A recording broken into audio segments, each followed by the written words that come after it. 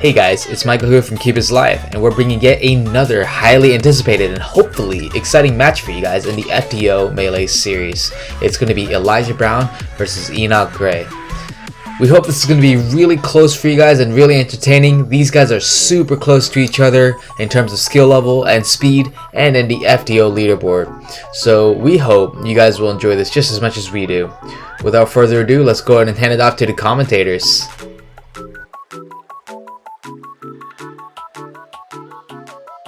Hey guys, it's Preetham. With me today is Michael, and we're watching the FTO Melee between Elijah and Enoch.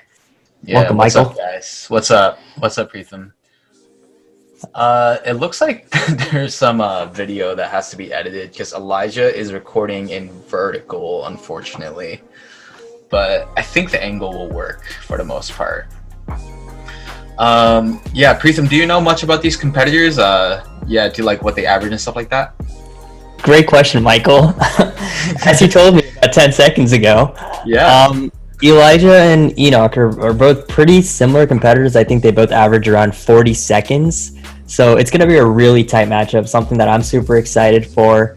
You know, they're both like kind of neck and neck in their group. So I think this is one of the matches that's really going to like make or break the standings for either of these two. Yeah, I think Enoch has a 41. I'm willing to bet that's an FTO self. So I think when we initially contacted him about doing this, he said he hadn't practiced in a super long time.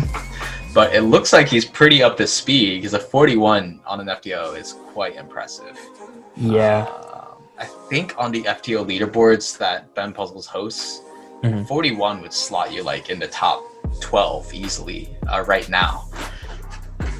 Well, we have 16 competitors, and 12 would put him square in the top 3 of his group. So yeah, let's see if he can pull out more of those 41s. Yeah, I think Enoch, I'm not sure if what he's waiting for. Okay, so this is indicating that they're ready to go here. Let's see. So it looks like they're going to start inspection any second now.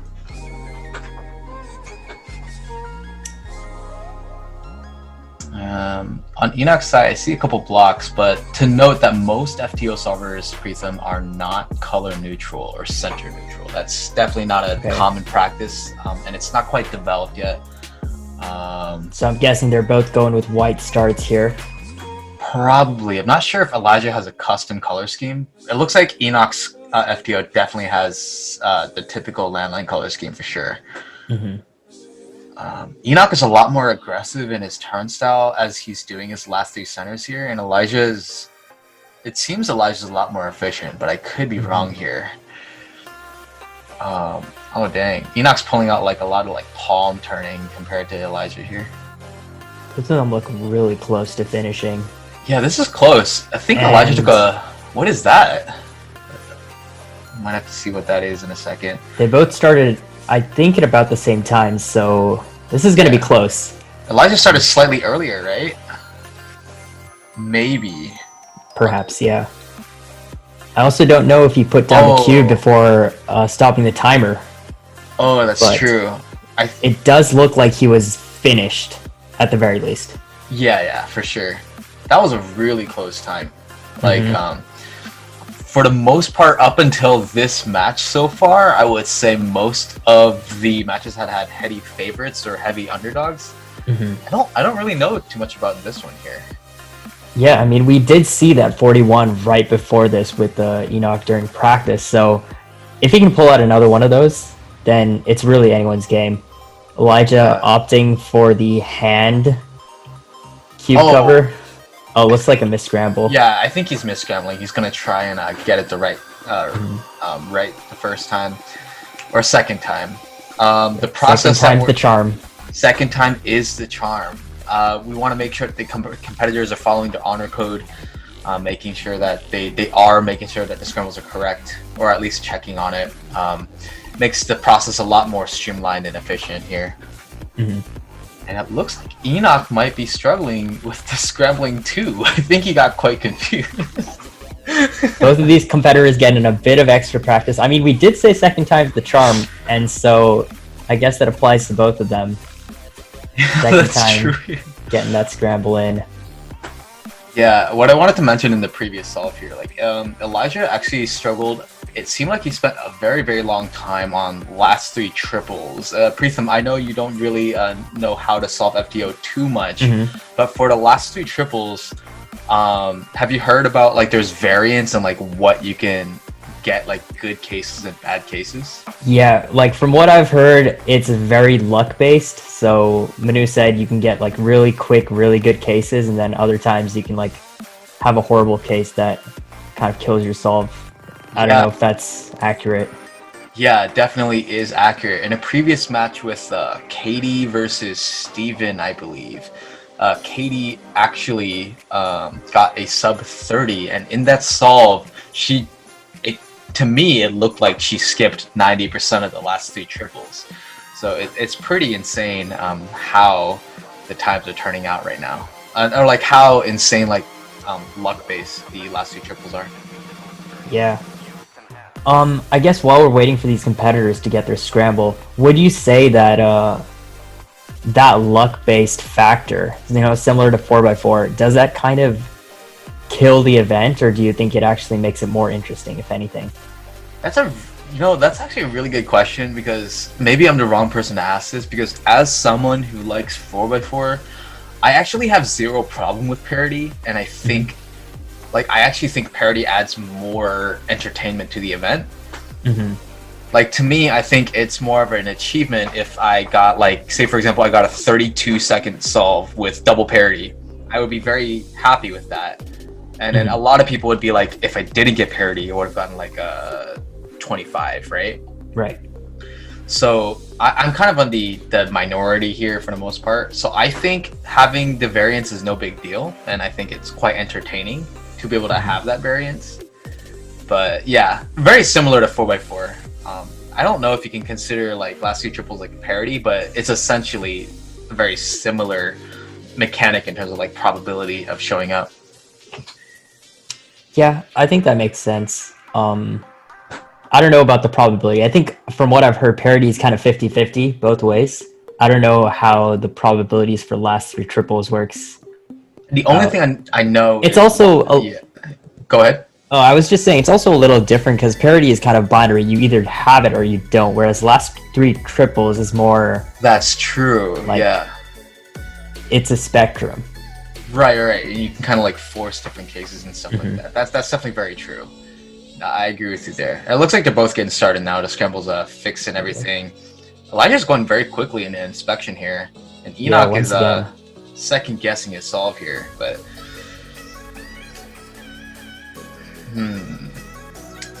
so it looks like they both transitioned to last three centers pretty quick here. Not last two centers, but more so the first two triples. Sorry. Yeah, just in general, Enoch's a lot more aggressive. I'm surprised he hasn't popped his FTO yet. Like, this is... Also, am I seeing Elijah solving his... Well, at least when he was doing the first three triples, he was solving his white center on the left. Oh, or like he had that on the left, right? Okay. Yeah, when you solve your first two triples, I believe... Oh, Elijah has a huge pause here. Yeah, Enoch completely... I'm pretty sure Enoch started later too, right? Yeah, I think that has got to be a win, and a pop. Yeah. That's unfortunate. Yeah, it looks like Elijah's having a little bit of trouble with the recollection of last two triples right now. Two solves in a row having trouble with last two triples. And the hardware getting in his way. FTO hardware definitely hasn't evolved to the point of other cubes, but I don't think we need to even look at that. We saw a 0 and then another decimal, but I'm pretty sure that's a 50.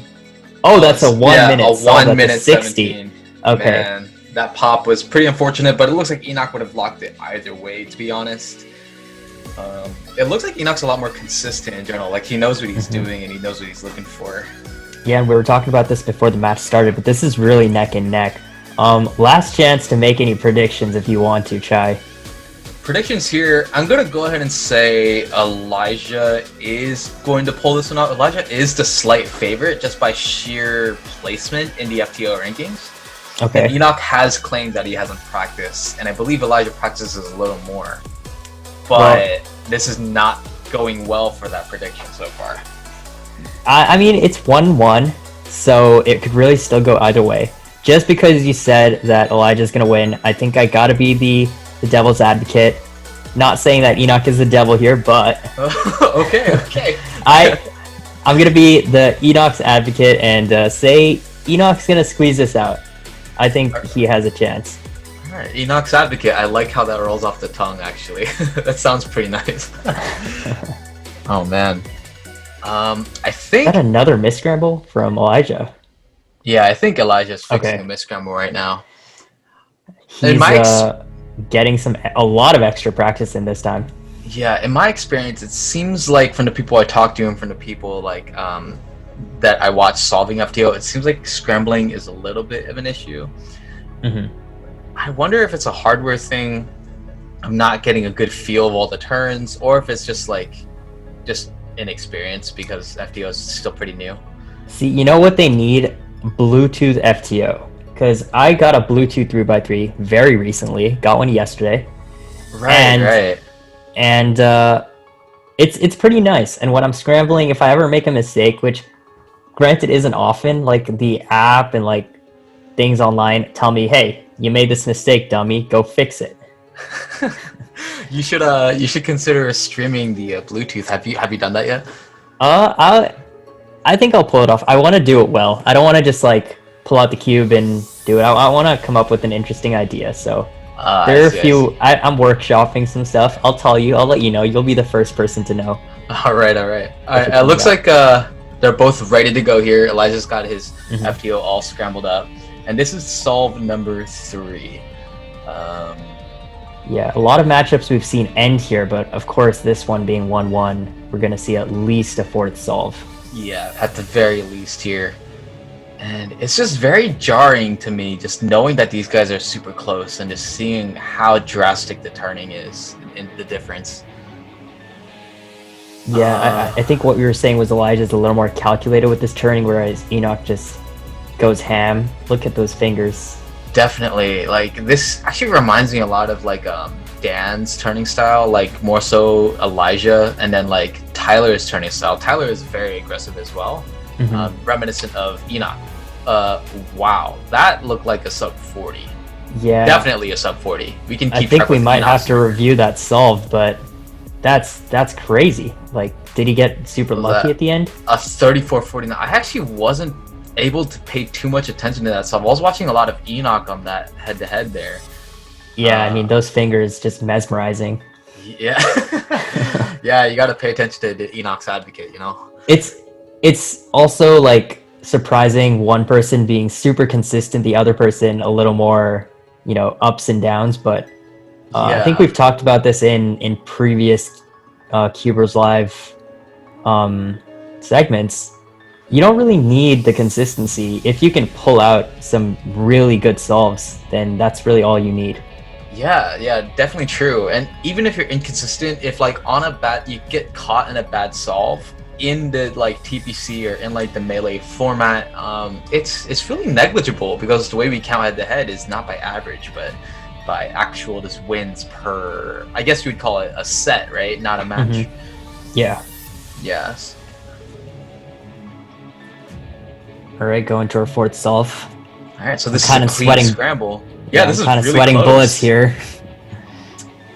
That's a little too fast. I wanted them to miss scramble there so I could actually compose myself. Yeah, like just get like full context of the match here. Yeah, And Elijah once again starting right off the bat. Yeah.